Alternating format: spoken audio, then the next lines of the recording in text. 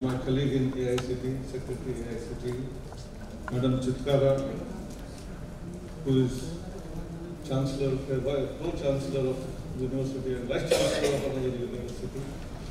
We have Sheikh Vijendra is another Vice Chancellor from another university, that is Shobhit University. We have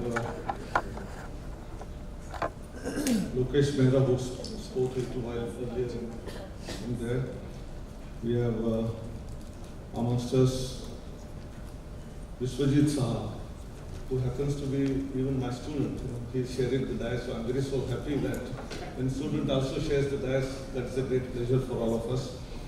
Sanjay Goswami, Ravish Roshan, who is so passionate about this whole activity of CEGR, and Professor Agarwal, you mentioned about Ranjit Singh, who is sitting there, just went out early, but at the age of around 80, when he is taking down the notes, you said, it reminds me of what is known as lifelong learning.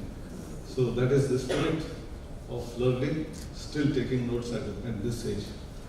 And today we are here for CEGR's India Education Festival, which is a celebration of its salts. 7 years are very important. 7 years have transformed. And today we have, in 14 states, 57 events happening parallelly. So I would like to congratulate Ravish Roshan and his entire team and mentors for this magnificent work that they have done in the last 7 years. So I think a round of applause. So I was just thinking, he put in so much effort. Had it been 72, because India after independence is in the 72nd year, and if we are able to represent all the 29 states and union territories, maybe in a year or two, I think that would be the great success. So we have reached nooks and corners, Arunachal Pradesh to South India.